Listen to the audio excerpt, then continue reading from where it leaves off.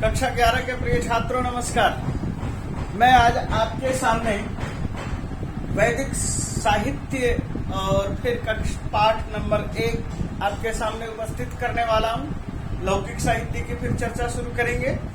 तो वैदिक साहित्य क्या है, वेद क्या है, संस्कृत क्या है, संस्कृत साहित्य क्या है, कब से शुरू है, कितना पुराना है और उसकी ऐतिहासिकता के विषय में लोगों की क्या मान्यताएं हैं और उनमें है क्या, बहुत शॉर्टकट में संक्षिप्त में चर्चा करते हुए चलेंगे। तो जब हम बात करते हैं संस्कृत साहित्य, तो संस्कृत भाषा है और संस्कृत भाषा प्राचीन भाषा है।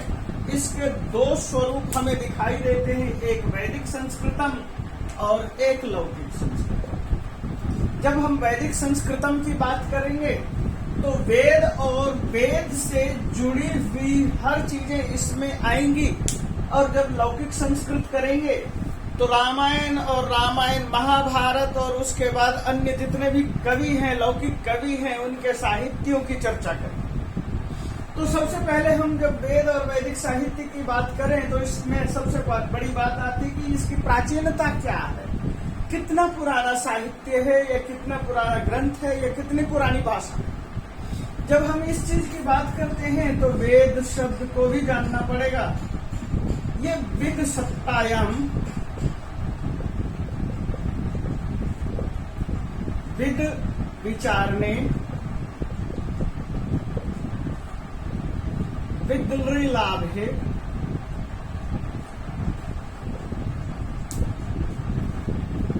विद विचारने, विद सत्तायाम, विद्लि लाभे और विद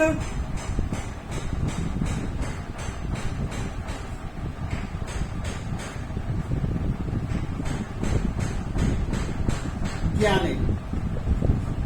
इन शब्दों से वेद शब्द बनाया गया है और वेद शब्द का अर्थ है ज्ञान। तो ज्ञान जो है हमारा, हम ज्ञान की जब बात करते हैं वेद के विषय में जब बात करते हैं, वेद मतलब ज्ञान, तो ज्ञान क्या है? तो वैदिक साहित्य ही ज्ञान है।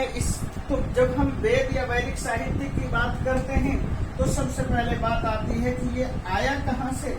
तो ये बात आती है, वेद का मतलब ब्रह्म, और ब्रह्म शब्द ईश्वर का भी पर्यायवाची है और ब्रह्म शब्द वेद के लिए भी प्रयोग होता है। वेद के अन्य भी अलग अलग नाम हैं। तो इसके विषय में मैं आपके सामने यही कहूंगा। इसकी परिभाषा जब देते हैं तो वो ये कहते हैं, विदन्ति जानन्ति विद्यन्ते लभन्ते, या विदन्ति विचारयन्ति सर्वे मनुष्या सत्याम येषु वा तथा विद्वांसा भवन्ति ते वेदाः। अर्थात जिससे मनुष्य समाज ज्ञान प्राप्त करता है उसे हम वेद कहते हैं। जब हम इस बात को यहाँ सामने रखते हैं, इस तरह की परिभाषा जो दी है, ये परिभाषा महर्षि स्वामी दयानंद सरस्वती। तो जब हम इस वेद की बात करेंगे, विदन्ति जानन्ति, तो ये मूलतः मतलब वेद का अर्थ ज्ञान ही हुआ। और ज्ञान को हम ये कहें कि ये जो वेद ज्ञान, तो हमें कहाँ से पता चलेगा ये कितना पुराना है। तो जैसे कि मैंने आपके सामने ये रखा, ब्रह्म का अर्थ ईश्वर, ब्रह्म का मतलब वेद, ये पर्यायवाची के तौर पर इस्तेमाल होता है। तो इस चीज को स्पष्ट करने के लिए हम कई बार ये बात करते हैं कि फिर वेद ही केवल पुस्तक है या ज्ञान है। तो हम कहते हैं कि वेद ज्ञान है पुस्तक के आकार में। तो पुस्तक के आकार में ज्ञान है, तो पुस्तकाकार में कैसे हुआ और वह ज्ञान कहाँ से आया? या वेद की तरह से अन्य भी कुछ और रचनाएं हुई जिनके लिए हम वेद शब्द का प्रयोग हुआ। यदि हम इस तरह से बात करते हैं तो हमें ऐसा मिलता है, गौपथ ब्राह्मण में सभी जाति वंश के लोगों के लिए अपने अपने वेद हुआ करते थे। जैसे ताभ्य पंचवेदम निर्मायत, सर्वे वेदम पिशाच वेदम भूत वेदम असुर वेदम, इतिहास वेदम, पुराण वेदम इति, ऐसा गौपथ ब्राह्मण में पंक्ति उपलब्ध है। तो वेद शब्द आप क्या कहेंगे? असुर वेद, सुर वेद। इस तरह से जब हम अलग अलग कैटेगरी में वेद की चर्चा करने लग जाएंगे तो हम वेदों की महत्ता को समाप्त करते हैं। तो वेदों की महत्ता क्या चीज है? तो ईश्वर की महत्ता ही वेदों की महत्ता है। जब हम ईश्वर की महत्ता का वर्णन करते हैं कि ईश्वर से आया, तो इसमें हमें एक पंक्ति मनु की आती है याद। तो वो ये है, मनु क्या कहना चाहते हैं? मनु ये कहते हैं त्रयम ब्रह्म सनातनम, तीन ब्रह्म है, सनातन ब्रह्म है। और वो तीन सनातन ब्रह्म क्या है? तो उस चीज के लिए यहाँ पर उसके श्लोक को मैं उद्धृत कर रहा हूँ। वह श्लोक है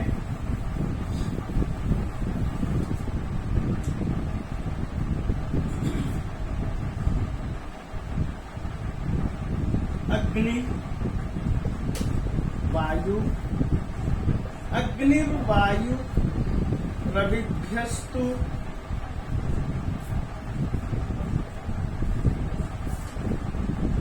त्रयं ब्रह्म सनातन, दुदोह यज्ञ सिद्ध्यर्थम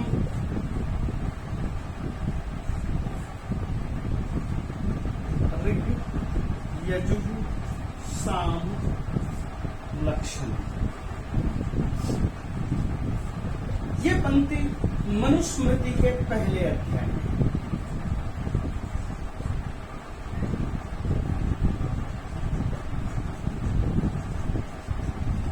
इसमें क्या कहा गया है कि ईश्वर यज्ञ की सिद्धि के लिए अग्नि, वायु, रवि, ये तीन नाम दिए हैं।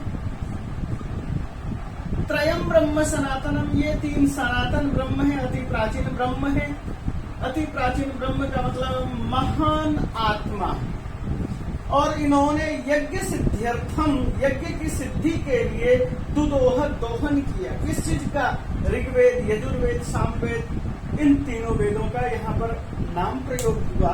तो ब्रह्म ने जो है क्या है? ब्रह्म ये सनातन ब्रह्म है। हमने भी यहाँ पर ब्रह्म शब्द की चर्चा की और ये जो है बताने की कोशिश की ऋग, यजु, साम और अथर्व की रचना। तो ऋग्वेद, यजुर्वेद, सामवेद, अथर्ववेद, आप इसको ऐसे लिखिए, जानिए। अग्नि, वायु, आदित्य। आदित्य मतलब रवि। यहां से लेंगे ऋग्वेद, यजुर्वेद, सामवेद। उस श्लोक में चौथे वेद का नाम नहीं आया। तो क्या तीन ही वेद थे? तीन ही सनातन ब्रह्म थे? तो यहाँ पर यही बताने की कोशिश की कि ये मनुष्य हैं, लेकिन इनकी आत्मा पवित्र है और इतनी ज्यादा पवित्र है कि ईश्वर ने इनके अंदर इन वेदों का ज्ञान प्रकाशित किया। श्वास प्रश्वास की भांति ऐसा छांदोग्य आदि उपनिषदों में लिखा हुआ है। तो हम ये फिर इस चीज की और तलाश करें कि वेद शब्द को प्रतिपादित करने के लिए जैसे मनु है, तो क्या वेद से भी वेद शब्द प्रतिपादित हो सकता है? तो हमें यहाँ पर कुछ इस तरह के शब्द मिलेंगे या मंत्र मिलेंगे। वो मंत्र पुरुष सूक्त है, ऋग्वेद और यजुर्वेद, इन दोनों में पुरुष सूक्त है। या यजुर्वेद में 30वां अध्याय है, 31वां अध्याय, और यहाँ पर दशम मंडल। यहाँ पर पुरुष सूक्त है और पुरुष सूक्त में मंत्र प्रयोग किया है तस्मात् यज्ञात् सर्वभूतः ऋचः सामानी जज्जीरे छंदांसी जज्जीरे तस्मात् यजुस् तस्मात् अजायते। अब ये मंत्र है यजुर्वेद के ऋग्वेद का और यजुर्वेद के पुरुष सूक्त का। इसमें क्या कहते हैं? कहते सर्वभूता शब्द, यहाँ पर ये सर्वभूत सब कुछ आहूत करने की भावना है, जिसमें ऐसे तपोनिष्ठ, ये तपोनिष्ठ कौन है? तो फिर यही बात आती है कि वह ईश्वर है। पुरुष सूक्त है तो वह पुरुष है। पुरुष कौन सा पुरुष है? तो आप सहस्र शीर्षा पुरुष सहस्राक्ष सहस्रपात की बात करते हैं, और जब वहां पर बात करते हैं तो फिर आगे मंत्र आता है ततो विराट अजायत विराजो अधिपुरुष स जातो तिरिच्यते पश्चात भूमिमतो पुरा। विराट है, अधिपुरुष है, हिरण्यगर्भ। हम इन चीजों की तरफ चल रहे हैं। शुरू हो जाए हिरण्यगर्भ। जब हम विराट, अधिपुरुष और हिरण्यगर्भ की बात करते हैं तो हम यहाँ पर यही बात करते हैं कि वे तप कर रहे हैं। तस्मात यज्ञात सर्वभूत, उसने यज्ञ की इच्छा से सर्वभूत ने ऋचः सामानी जज्जीरे ऋग्वेद और सामवेद को पैदा किया, छंदांसी जज्जीरे छंदांसी अथर्ववेद को पैदा किया, ये जो तस्मात अजायत, और उसके बाद यजुर्वेद उत्पन्न किया। अब लोग क्या मान्यता लेकर के चलते हैं इस चीज को देखो, और यहाँ मंत्र में क्या कह रहे हैं। वैसे ज्यादा परेशान होने की आवश्यकता नहीं थी, है केवल इतना ही याद रखिए कि यहाँ पर एक क्रम अलग टाइप से आया, अलग ढंग से आया, और वो क्रम कुछ ऐसे था। ऋचः सामानी छंदांसी और पहले शब्द प्रयोग हुआ ऋग्वेद, उसके बाद सामवेद, फिर छंदांसी छंदवेद, इसके अनेक और भी नाम है, छंदवेद, ब्रह्मवेद, अंगिरा वेद, और अंगिरस के साथ साथ एक और नाम प्रयोग होता है अथर्वांगिरसो वेद। अथर्ववेद के अथर्वांगिरस वेद। आप इतने से नाम को याद रखिए, लेकिन ये सब नाम केवल इसी के लिए प्रयोग हो रहे हैं। नंबर 1, 2, 3, 4। आपको लगता होगा हमने क्रम बदल दिए हैं, कोई बात नहीं। इसको इस तरह से हमने जो भी कुछ कहा है केवल ऋग्वेद और यजुर्वेद के मंत्र के आधार पर ही कहा है। तस्मात् यज्ञात् सर्वभूतः ऋचः सामानि जज्जीरे छंदांसी जज्जीरे तस्मात् यजुस् तस्मात् अजायते। अब हम इसमें बहुत गंभीरता से इस चीज पर चर्चा नहीं करेंगे। अब हम ये देखना चाहते हैं कि इसमें है क्या, कितने कितने मंत्र हैं और क्या कुछ है। तो इन चीजों को आप गंभीरता से देखते चलिए। हमने सबसे पहले जो है उन ऋषियों के नाम फिर से दोबारा से मैं लिख दे रहा हूँ, जिन ऋषियों की हमने चर्चा की थी पहले। अग्नि, वायु, आदित्य, अंगिरा, इनकी वेदों की चर्चा करते हैं। वेद, ऋग्वेद, यजुर्वेद, सामवेद,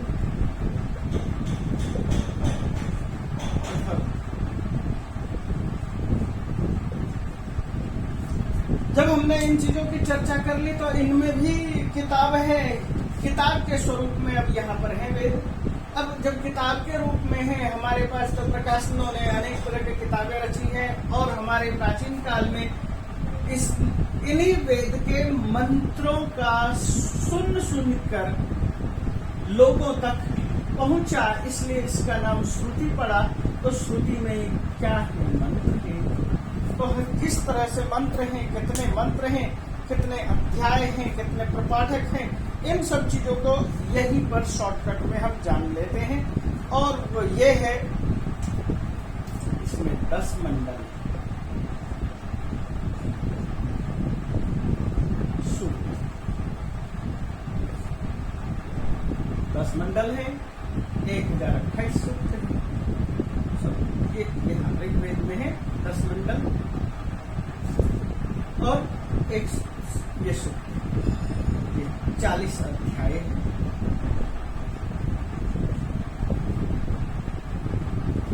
यहाँ पर मैं मंत्र भी साथ में लिख देता हूं, 10,580। यहाँ पर जो सिचुएशन है, जब हम बहुत सारे शास्त्रों के, बहुत सारे लोगों का चिंतन करते हैं तो कुछ अंतर स्पष्ट दिखाई देता है। कई बार ये आता है 10,523, 522, 580, 587।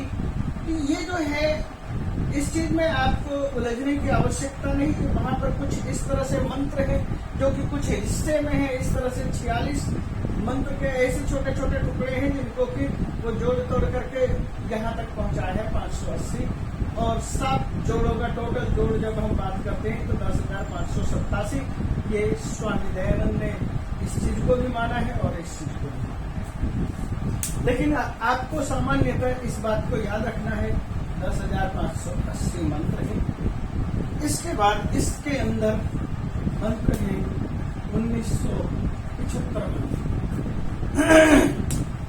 1975 मंत्र है। इसमें सामवेद में पूर्वार्चिक और उत्तरार्चिक, पूर्व आर्चिक, पूर्व जोड़ आर्चिक पूर्वार्चिक और उत्तरार्चिक 2 हिस्सा है।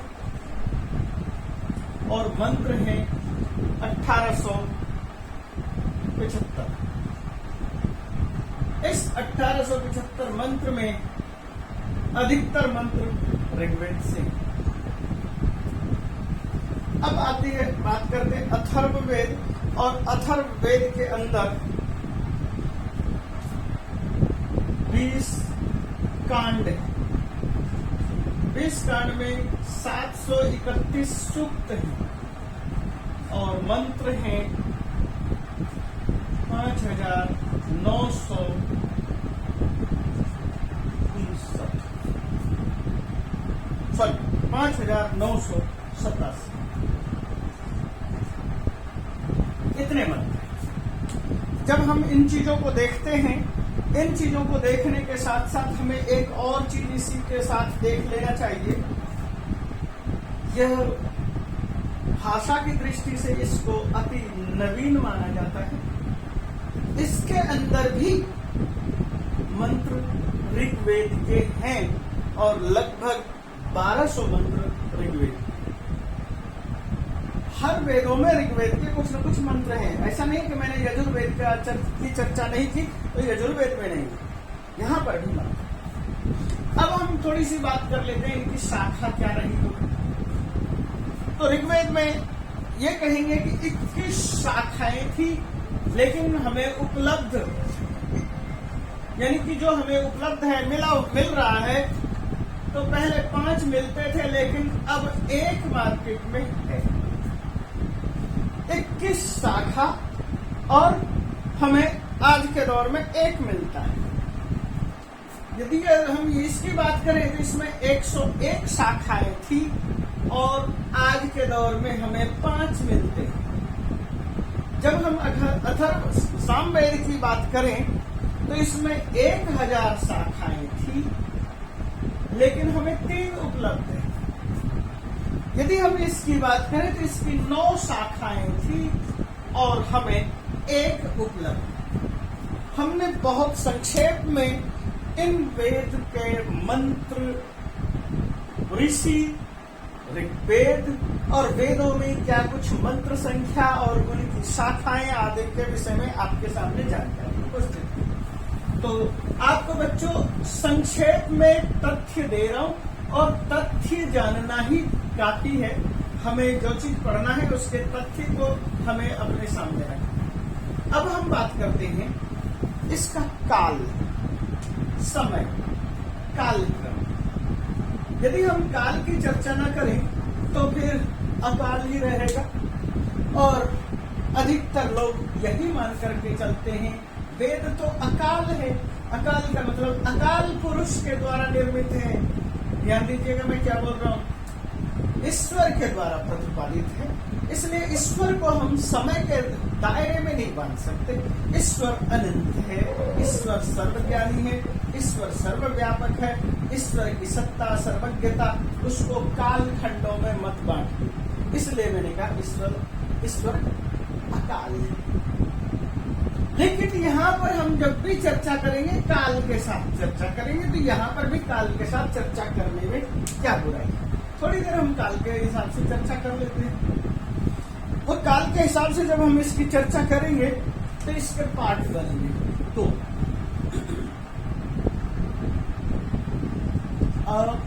अपौरुषेय और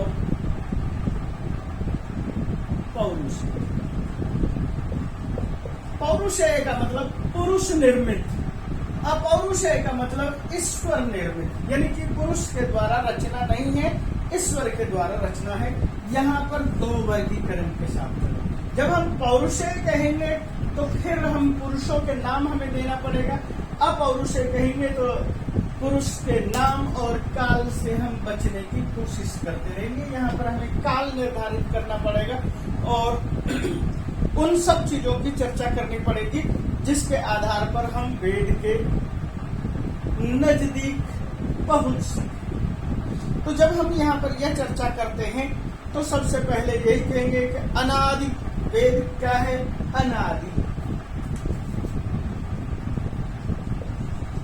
अनादि से तात्पर्य क्या है? न जोड़ आदि, इसका आदि नहीं है। क्यों आदि नहीं है?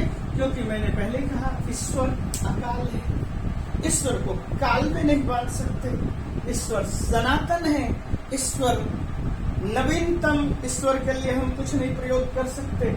इसलिए वेद अनादि रहेगा, अपौरुषेय रहेगा, नित्य रहेगा, क्योंकि ईश्वर नित्य है, ईश्वर पुरुष नहीं है। इसलिए ईश्वर यदि पुरुष नहीं है तो वेद पुरुष वाला कैसे हो जाएगा? क्योंकि वह तो उसी का ज्ञान है। हमने आपके सामने उस ज्ञान की चर्चा कर दी है। तो मूल बात क्या आई? वेद अनादि है, अपौरुषेय है। जो इन मान्यताओं को मान करके चलते हैं उनका की विचारधारा के अनुसार वेद प्रकट।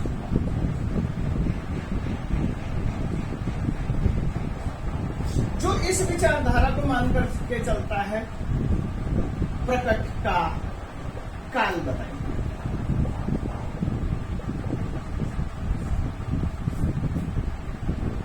वेद प्रकट हुआ, इसके लिए हम क्या कह रहे हैं? काल के लिए हमने ये कहा अकाल, यानी काल की सीमा नहीं। और यहाँ जब हम कहेंगे प्रकट का काल बताइए तो फिर हमें काल में बांधे। जब हमने इस चीज को आपके सामने रखा तो मूल तत्व हमारे सामने क्या मौजूद आता है? मूल तत्व हमारे सामने परंपराएं हैं, और परंपरा हमें कहाँ लेकर जाती है। तो हमें इस चीज को जानने के लिए कुछ थोड़ी गंभीरता से अध्ययन करना पड़ेगा कि हमारे यहाँ पर ओरिएंटलिस्ट हुए अनेक तरह के। इसको आप ये कहें ओरिएंटल, इसको हिंदी में कहेंगे प्राच्यवादी, यानी हमारे शास्त्रों की प्राचीन चर्चा करने वाले कि प्राच्यवाद को उपस्थित रखने वाले। तो हमें प्राच्यवाद की तरफ ले जाने वाले जो लोग थे कौन थे? तो पहले उन्होंने हमारे साहित्य की और अपनी बराबरी बताई, और उसके बाद उन्होंने फिर आलोचना रखी। मेरी बात को ध्यान से समझिए। जैसे कि 3 सेंटर थे प्राच्यवाद के, जर्मन, इंग्लैंड और फ्रांस। उन लोगों ने हमें ये बताया भाषा विज्ञान के आधार पर भारत से यूरोप तक की भाषा एक ही है। हम सब आर्य परिवार से आए हैं। यदि वो ये बता रहे हैं तो वो ये भी बता रहे हैं कि हे हिंदुओं, आप हमसे घबराए नहीं, क्योंकि हम आपके भाई हैं। हम आपसे ज्यादा पहले अलग हो गए थे, लेकिन हम आपके ही, हमारा खून और आपका खून एक ही। जब ऐसा कहा तो लोग गदगद हो गए। अब इनके अंदर जो प्राच्यवाद था, ये जो प्राच्यवादी लोग थे, ये थे मैक्स मूलर। मैं एक सामने नाम रख रहा हूं, वेबर, मैकडोनल्ड। ये संस्कृत के ख्यात नाम प्रसिद्ध है। इन्होंने वेदों का भाष्य किया, इन्होंने भी वेद पढ़ा और भाष्य किया, इन्होंने भी वेद पढ़ा, भाष्य किया, संपादन किया। मूलतः ये प्राच्यवादी हैं, लेकिन जन्म से ये क्रिश्चियन है। कई बार हमारे पास हमारी विचारधारा मूल में कुछ भी हो, लेकिन हमारे जन्म हमें कहीं और भी खींच के लेकर जाते हैं। जन्म और जातियां कहीं दूसरी तरफ खींचने लग जाते हैं, जो कि उनकी तरफ भी हो सकते हैं। यदि हम उन चीजों पर चर्चा करें तो फिर हमें ये बताने की जरूरत पड़ेगी ये क्या कहना चाहते हैं। इन्होंने कहा वेद 1200 ईसा पूर्व। वेबर ने कहा हम वेद को समय सीमा में नहीं बांध सकते, और मैकडोनाल्ड ने कहा कि हम वेद को समय सीमा में अवेस्ता के काल से लेकर के, अवेस्ता कब पैदा हुआ, तो अवेस्ता जो है पारसियों का धर्म ग्रंथ है। 3800 ईसा पूर्व से शुरू और 800 ईसा पूर्व तक ये काल निर्धारित हो गई। हमने एक चीज ये कही, इनकी मूल अवस्था क्या है, जन्म कहाँ हुआ है, तो हम उससे भी थोड़ा सा इनको खंगालने की कोशिश करते हैं। एक और विद्वान हुआ है, बहुत प्रसिद्ध विद्वान है, जिसको कहते हैं याकोबी।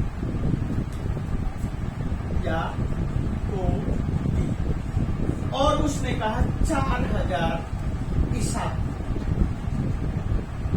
हम 1200 ईसा पूर्व से 3800 और 4000 ईसा पूर्व की तरफ बढ़ते चले जा रहे हैं। लेकिन मैं यहाँ क्या कहना चाहता हूँ, उस चीज को भी गंभीरता से जानना जरूरी है।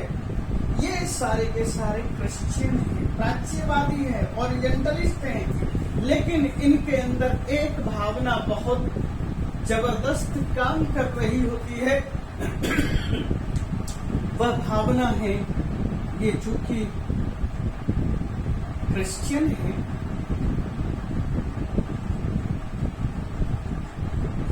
और इनका ग्रंथ है बाइबल।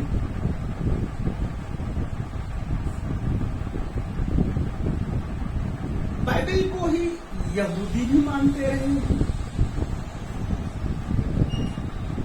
और ईसाई मुस्लिम भी बहुत कुछ बाइबल से ही लेकर चलते हैं। मूल चीज है बाइबल। अब मैं आपके सामने जो बात रखना चाह रहा हूं वो बात ये है कि आप पुराने जमाने के छपे हुए बाइबल के पेजों को पलटिए। जैसे ही आप पुराने जमाने के बाइबल के पेजों को पलटेंगे, 16वीं शताब्दी में छपा हुआ, 17वीं शताब्दी में छपा हुआ, 18वीं शताब्दी में छपा हुआ, तो उनमें क्या दिखाई देगा कि जो सबसे पहली पुस्तक है जेनेसिस यानी उत्पत्ति, और उसका जो पहला वर्ष है, पहली रचना है, वहां पर लिखा हुआ है 4004 ईसा पूर्व। ये 4004 ईसा पूर्व में जाते हैं।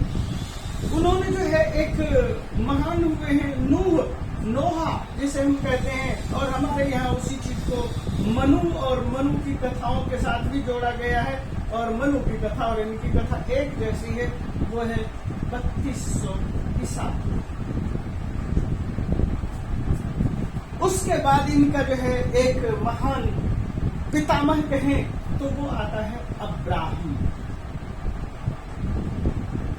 ये लू ये उर नाम के मेसोपोटामिया के उर शहर से जाते हैं और पैलेस्टाइन की तरफ जाते हैं और वहां जाकर के बसते हैं बुढ़ापे में। इनकी जो है आयु काल है, इनका ये कहते हैं 2800 ईसा। मैं ये जो चीज बता रहा हूं उसको बताने के पीछे मैं मैक्स मूलर या अन्य प्राच्यवादी विद्वानों की जो नीति है उन चीजों को आपके सामने रखा। जब हम इस क्रम को आगे बढ़ते हुए देखते हैं तो हमें और भी कुछ लोग दिखाई देते हैं जिनकी बड़ी चर्चा होती है। वो ये हैं याकूब और उसके 12 संतान, और वो पैदा हुए 1900 ईसा।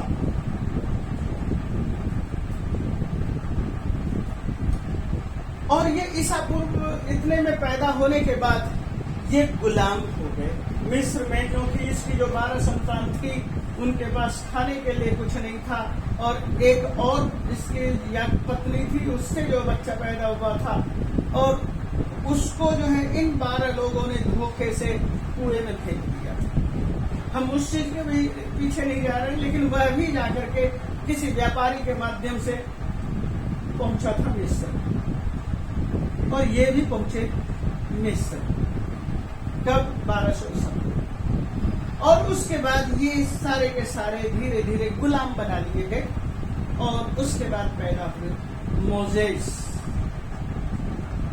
जिसको कि हम कहते हैं मूसा, और ये पैदा हुए 1350 ईसा। ये वही मूसा है जिसने कि हमारी पुस्तकों की रचना की। किन पुस्तकों की? बाइबल के शुरू के 5 जो पुस्तक हैं, उत्पत्ति, निर्गमन, लेव्य, व्यवस्था विवरण,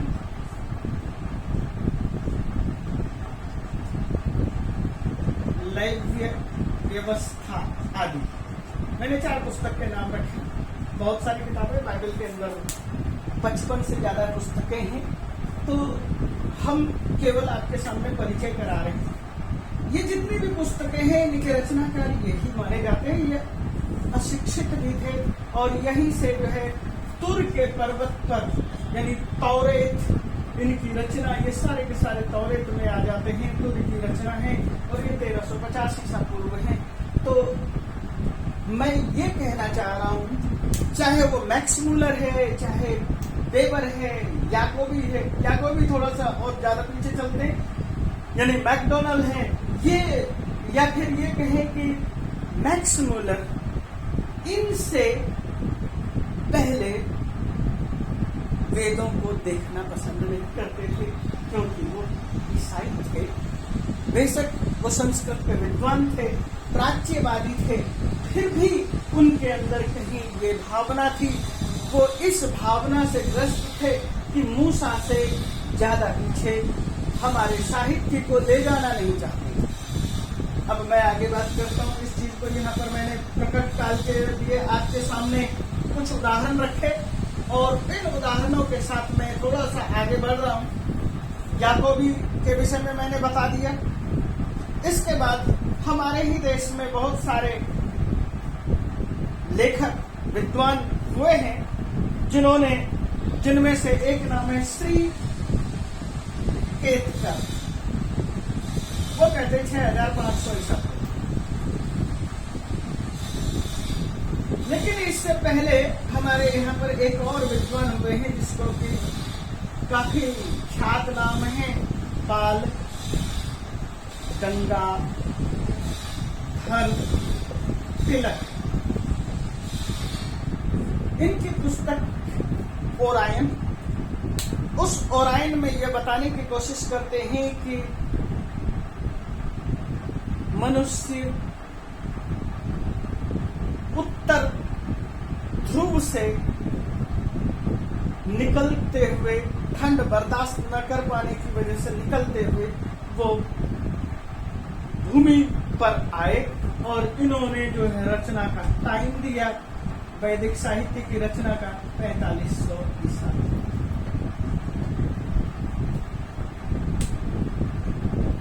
लेकिन हम यहाँ पर ही रुक नहीं जाएंगे, हमें थोड़ा और आगे भी देखना होगा।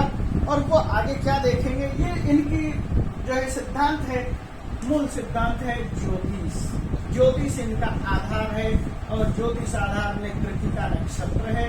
कृतिका नक्षत्र की चर्चा ऋग्वेद में है और कृतिका नक्षत्र को ही ध्यान में रख करके उन्होंने कृतिका काल बनाया और इस तरह से उन्होंने बात की। लेकिन हम इनसे हटना चाहते हैं, हम कहाँ हट करके जाना चाहते हैं, वह हमें यह भी मिलता है लिखा हुआ एक ह्यूगो विक्टर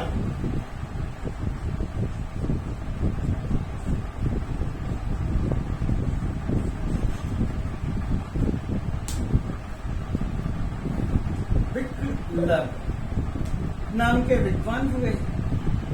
इन्होंने बोगास कोई शिलालेख प्राप्त बोगास शिलालेख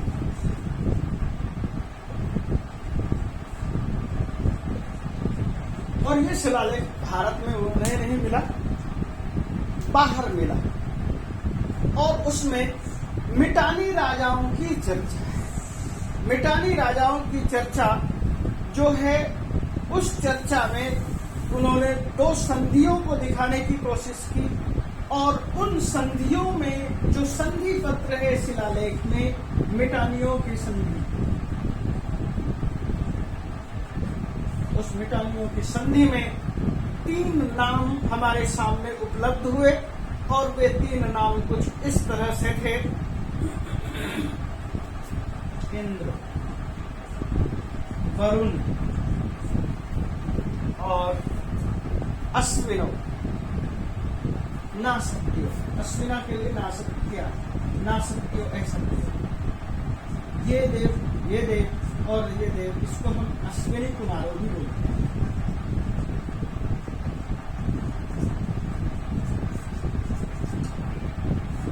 ये ऋग्वैदिक देव हैं।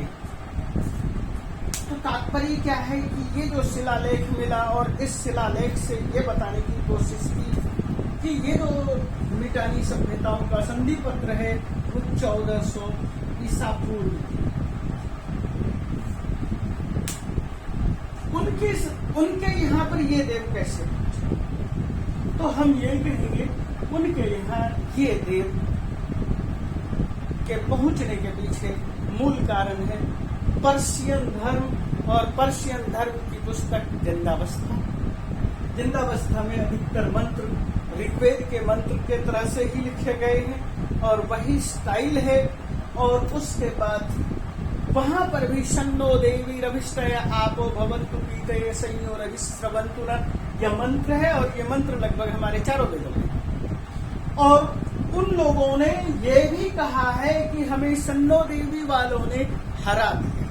तात्पर्य शन्नो देवी वालों से मतलब वेद को मानने वाले देव लोगों और आर्यन से नहीं है, बल्कि वो पर्शियन से ही है, जरथुस्ट्रा के द्वारा स्थापित पर्शियन धर्म से। तो चलिए हम यहाँ पर इस बात को समाप्त करते हैं और इस चीज से आगे बढ़ने की कोशिश करते हैं कि हमने बहुत सारे काल की चर्चा की और भी एक दो लेखक हैं जिसको कि हम कहते हैं राम गोपाल भंडारकर, और उन्होंने ये माना कि 2000 ईसा पूर्व 2500 ईसा पूर्व। यदि हम भूगर्भ शास्त्र को आधार लेकर के चलते हैं तो भूगर्भ शास्त्र के आधार पे हमें पंजाब से लेकर के राजस्थान के कुछ हिस्सों का वर्णन मिलता है जहां पर कभी समुद्र का प्रभाव था। और हम इन चीजों को छोड़कर यही मान करके चलें वेद का काल क्या है, बाइबल देवत कहते हैं और मैक्स मूलर भी कहते हैं कि हम मैक्स मूलर क्या कहना चाहते हैं, 1200 कह दिया, यह अंतिम सत्य नहीं है। हमें बहुत सारी रचनाएं जो कि आधुनिक संस्कृत जैसी लगती है, उसकी रचना का काल 1200 ईसा पूर्व है, लेकिन कुछ ऐसे मंत्र और शब्दावली है जिसके लिए हम ये कह सकते हैं कि हम चुप हैं। इसलिए ये कहते हैं कि वेद का काल निर्धारण करना कठिन है। तो हमने इन चीजों के सामने चर्चा कर दी। हमने ये भी कहा लोक संस्कृत साहित्य हम इन्हीं के आधार पर को लेकर के चलते रहे और इनके साथ अन्य को आधार लेकर के चलेंगे। तो अब हम आते हैं उस बात को लेकर के कि वेद, ये जो अभी तक मैंने आपके सामने चर्चा की थी अपौरुषेय, वेद अपौरुषेय, तो क्या हम पौरुषेय की भी चर्चा कर सकते हैं?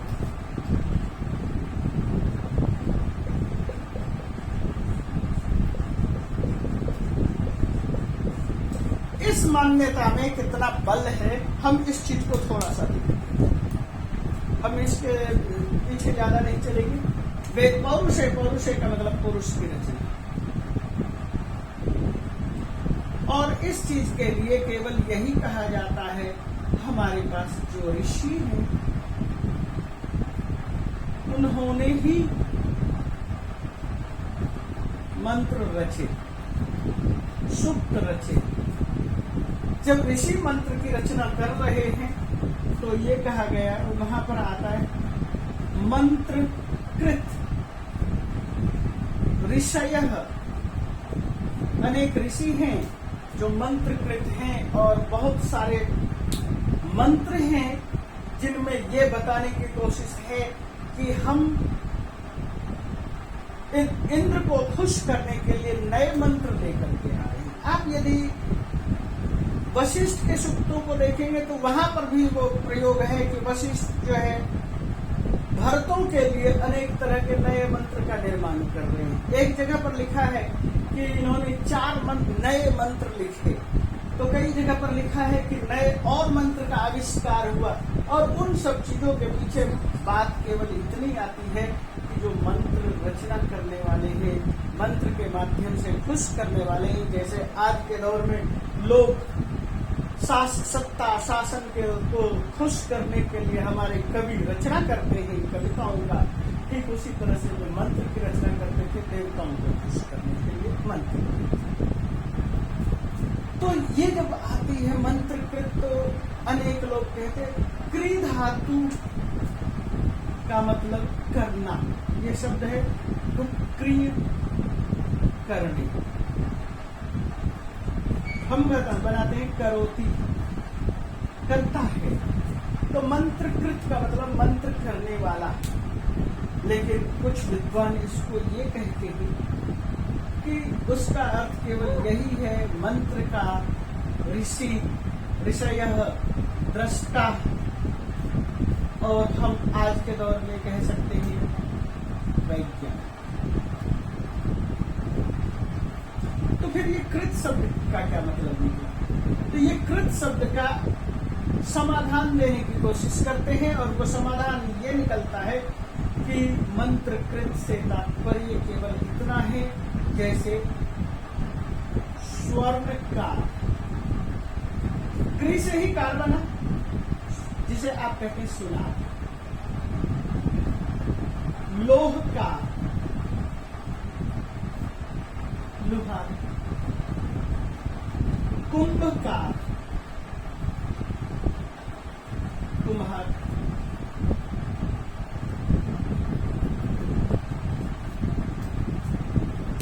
जैसे स्वर्णकार सोने से निर्माण करता है, सोना नहीं बना सकता। लोहकार लोहे से निर्माण करता है, लोहा नहीं बना सकता।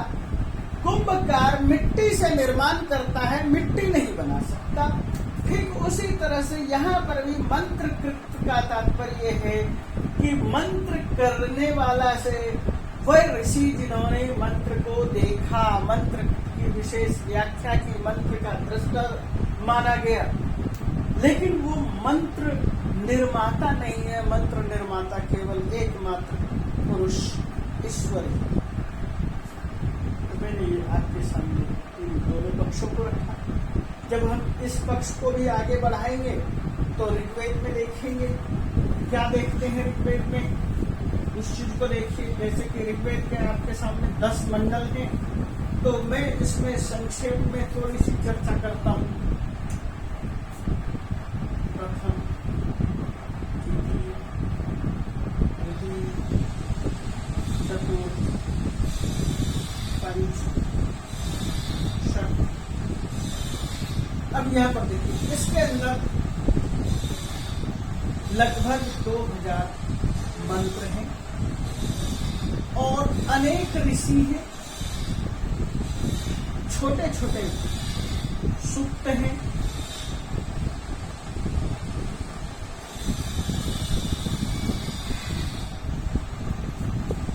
सबसे पहले जो नाम शुरू होता है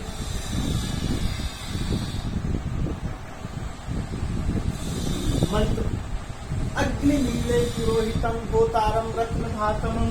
और वो जो अग्नि शब्द है, इसीलिए लोग कहते हैं कि अग्नि से प्रारंभ किया। और मधुच्छंदा उसके ऋषि। ठीक उसी तरह से यहाँ पर जब देखेंगे, कृत्समद नाम के ऋषि है और इनके परिवार के बहुत सारे लोग, और इसमें कण्व परिवार के भी लोग, कुछ अत्रि परिवार के भी ऋषि दिखाई देते हैं। लगभग इसके अंदर भी बहुत सारे मंत्र और ऋषि। जब हम यहाँ पर आते हैं तो यहाँ आने के बाद हमें थोड़ा विराम देना पड़ेगा। विश्वामित्र, इसको गाधी,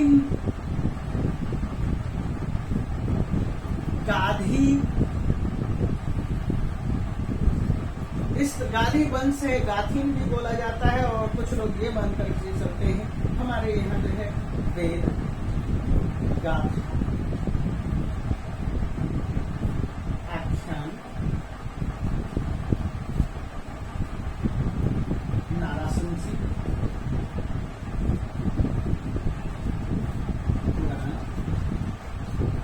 इस तरह के अनेक रचनाएं और भी चल रही थी। तो गाथा की शुरुआत करने वाले ये गाथीन है विश्वामित्र ही। और इसी विश्वामित्र ने ऋग्वेद पर के तीसरे मंडल पर, और ये और इसके लगभग 153 वंश के ऋषियों ने कार्य। विश्वामित्र इस तृतीय पर मंत्र दृष्टा है, और इनके कुछ और भी अधिकतर मंत्र विश्वामित्र। जब हम चतुर्थ की तरफ बढ़ते हैं तो चतुर्थ पर जाने के बाद भी हम विश्वामित्र की तरह ही यहाँ थोड़ा सा अटक जाते हैं। तो क्या अटकन है? वो ये है कि यहाँ पर हमें एक खास ऋषि दिखाई देते हैं, और वो खास ऋषि है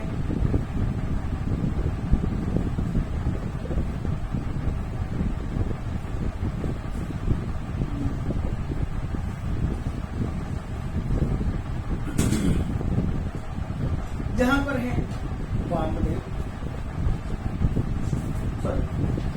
यहाँ वामदेव शुरू। इनके मंत्र वामदेव ऋषि की तरह से शुरू हो जाता है। वामदेव मूल ऋषि है, इन्हीं के सारे सूक्त हैं। उसके बाद यहाँ पर अत्रि के वंशज आत्रेय, इनके मंत्र। यहाँ पर जब हम आते हैं तो बारहस्पत्य भारद्वाज, इनके मंत्रों का संग्रह शुरू हो जाता है। सप्तम की तरफ बढ़ते हैं, वशिष्ठ शुरू हो जाते हैं। इन पर हमने क्या देखा? तीसरे से लेकर विश्वामित्र से वशिष्ठ तक एक एक मंडल पर इन लोगों का काम है। एक एक मंडल में, हर मंडल में जितने भी मंत्र हैं, जितने भी सूक्त हैं, सब पर इनका स्पेशल आधार है। विश्व यही स्पेशल दृष्टा है, कहो निर्माता है, कहो फिर इनका उल्लेख करना है। हमने अष्टम को छोड़ा। अष्टम पर जो है, जो द्वितीय मंडल के जो ऋषि थे भरतसमद और उनके लोग, उनके रचनाओं का प्रभाव। नवम मंडल में अनेक ऋषि, नवीन ऋषि। दशम मंडल में भी ये बहुत बड़ा मंडल है, जहां हमें पुरुष सूक्त मिला, जहां हमें अक्ष सूक्त मिला, जहां हमें अन्य और भी बहुत सारे सूक्त मिले। तो जहां हमें अघमर्षण मिला, जहां हमें संगच्छत्वम संबद्धत्वम के साथ मिलकर चलो, मिलकर दौड़ चलो की बातें मिली। और ये दशम मंडल है, यहाँ पर भी अनेक ऋषि हैं और छोटे छोटे सूक्त हैं। इस तरह से मैंने आपके सामने इनकी चर्चा की। मैं इस चर्चा को कितना आगे तक ले जाऊँ एक पीरियड में, उस चीज को ध्यान में रखते हुए बात कर रहा हूँ। मैं केवल तथ्य आपके सामने उपस्थित कर रहा हूँ, इसलिए कि तथ्य के साथ बात करें तो वो ज्यादा अच्छा है। जब हम इन तथ्यों पर चर्चा करेंगे तो हमें इसको अंतिम छोर पर पहुंचाने के लिए केवल अब मैं इनके उपनिषद आदि की भी और आरण्यक आदि की भी चर्चा करूंगा। वे ये है, ये मानकर चलते हैं वेद। और वेद में हम यहाँ कौन सा वेद ले रहे हैं?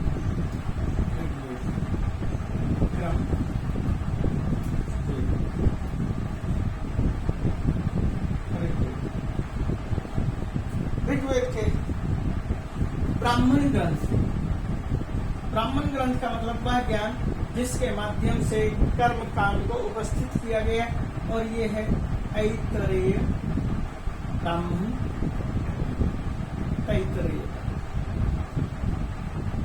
तैतरेय ब्राह्मण और तैत्तिरीय। इसके अतिरिक्त इनके ब्राह्मण के साथ साथ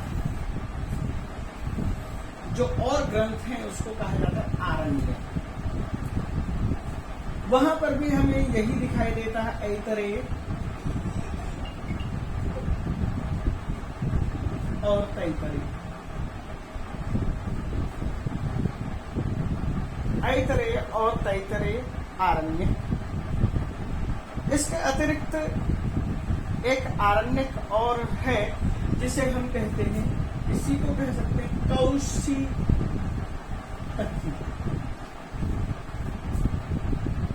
ये आरण्यक है। इसके अतिरिक्त हम इसको इसी कौशिक की को संख्यायन भी कहते हैं।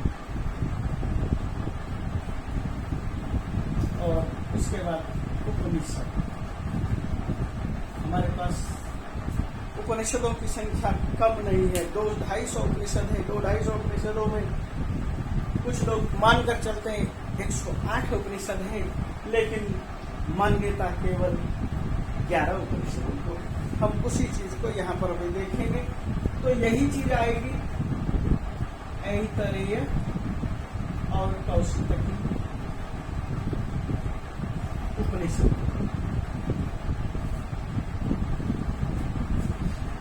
मैं बहुत शॉर्टकट में आपके सामने रख रहा हूं। इसके साथ हम दूसरे तरफ चलते हैं।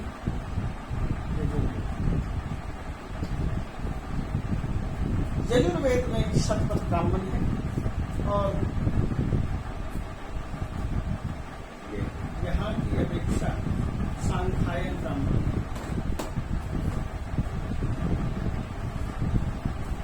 यहाँ है यजुर्वेद में शतपथ ब्राह्मण,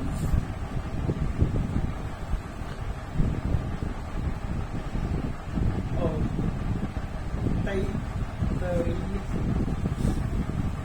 तैतरेय ब्राह्मण। मैत्रायणी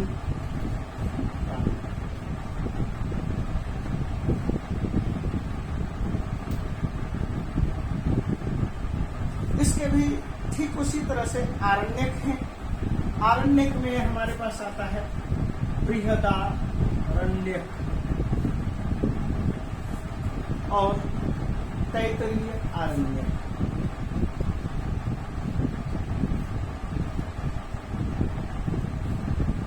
उपनिषद में भी बृहदारण्यक उपनिषद है, इसी का ही एक हिस्सा है जिसको कि हम बृहदारण्यक उपनिषद कहते हैं। और उसी चीज को मैं बृहदारण्यक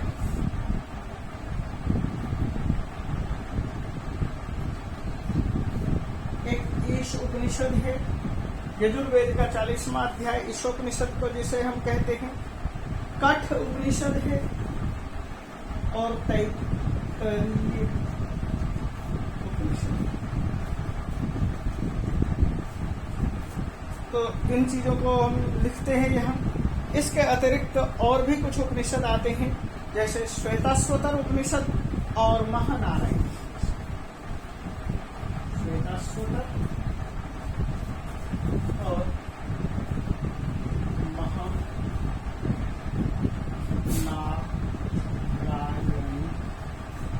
उपनिषद।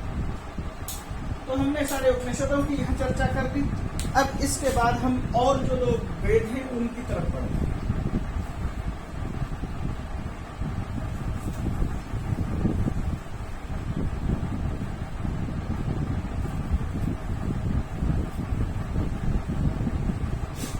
ये रहे सामवेद, तीसरा नंबर।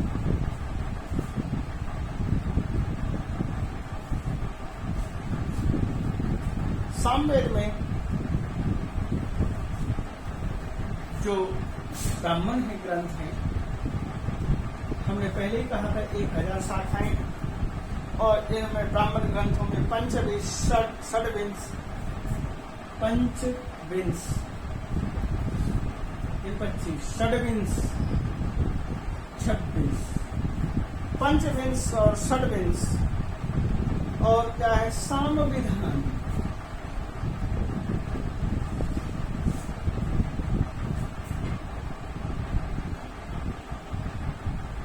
तबलकार आरण्यक, संविधान के बाद तबलकार। इसके अलावा आर्षेय, देवता, संहिता, इस तरह के नाम, जैमिनी,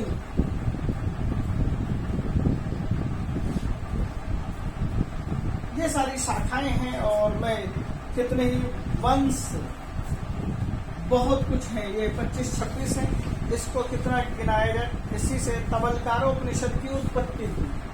मैंने अभी थोड़ी देर पहले लिखा तबलकार। जब हम इससे आगे बढ़ते हैं तो इनके आरण्यक हैं, और वैसे ही आरण्यक है जैमिनी, ये तबलकार और जैमिनी शाखा से तबलकार आरण्यक।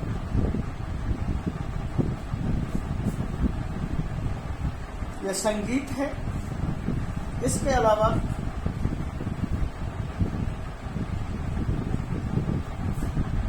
छांदोग्य उपनिषद में चलते हैं। छांदोग्य उपनिषद की चर्चा हम यहाँ से करते हैं। इसके अलावा एक केनेशितम पद्धति से शुरू है, केनोपनिषद। इन दो उपनिषदों की भी हम चर्चा कर लेते हैं यहीं पर। और एक तीसरा और भी है जिसको कि हम क्या कह सकते हैं, चलिए तो इन चीजों को देखेंगे। उसके बाद आता है अथर्ववेद।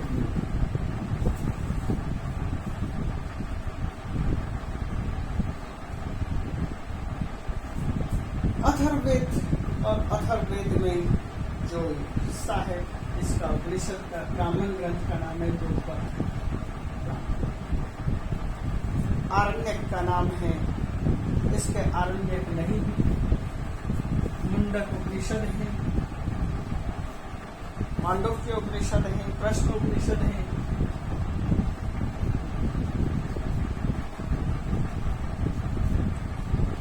इस तरह से सब चीजें मैंने गिरा दी और मैं शॉर्टकट में आपको सारे उपनिषदों के नाम एक एक शब्दों में लिख देगा। उनके नाम क्या है? ब्राह्मण ग्रंथ का अर्थ है कर्मकांड की जानकारी देने वाला, अरण्य में लिखे हुए ग्रंथ, और उपनिषद का मतलब मनुष्य की अंतिम सोच की पराकाष्ठा। उपनिषद, उप मतलब समीप, नि निश्चित रूप से सब बैठना, और ये है ईश, केन, कठ, प्रश्न, मुंडक, मांडुक्य,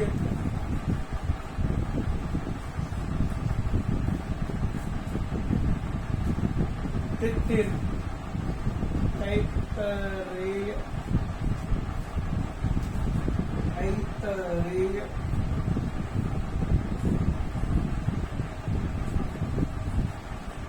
छांदोग्य, बृहदारण्य,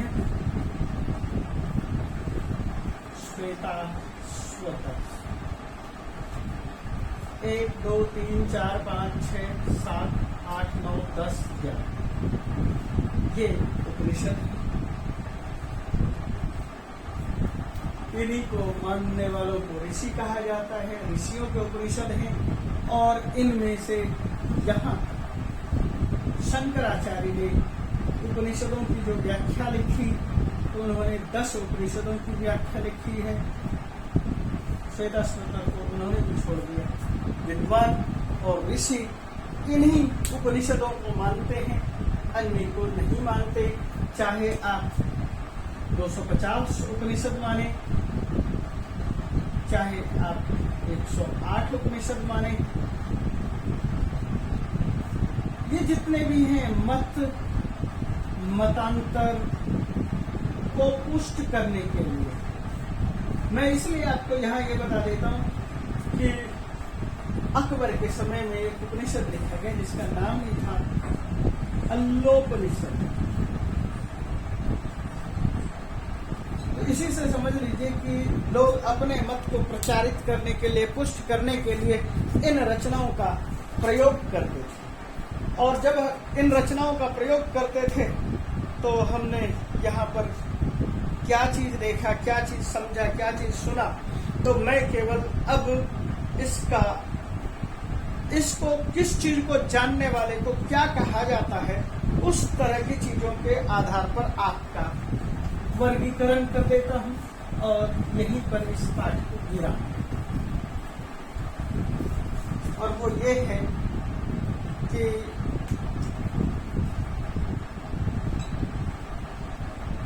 अग्नि,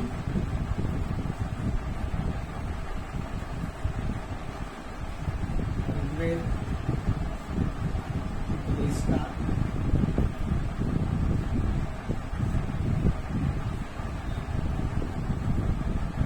ज्ञान, स्तुति और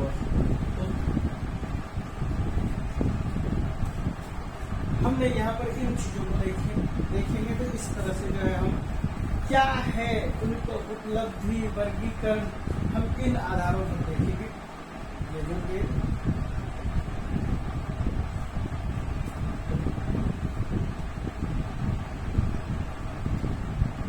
वायु, यजुर्वेद,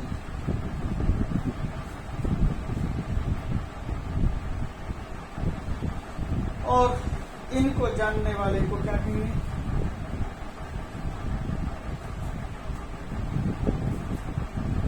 उपश्रोता, कर्म,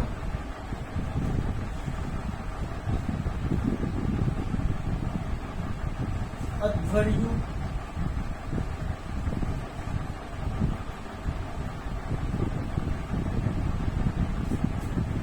तीसरा है अग्नि, रवि,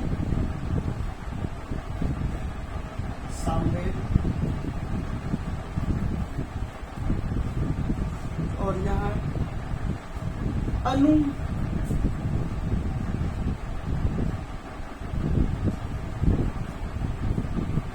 अनुख्याता।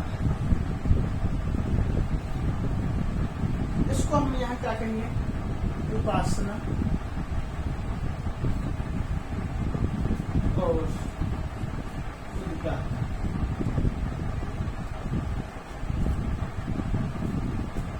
उद्गान करने वाला। अध्वर्यु, ध्वर का मतलब होता है हिंसा, हिंसा को रोकने वाला। चौथा है अंगीरा या अथर्व। ये दोनों ही नाम प्रचलित है। अथर्वांगी रस कुछ लोग इसको बड़ा भाई कहते हैं, कुछ इसको बड़ा भाई कहते हैं।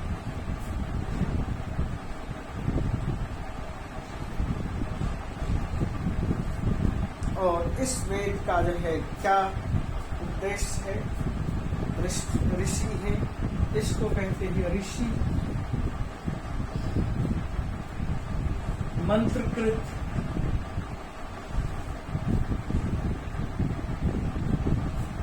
और इसके बाद यहाँ पर हम इसको समझेंगे विज्ञान के नाम से। यहाँ पर हम इसको पद देंगे ब्रह्मा का।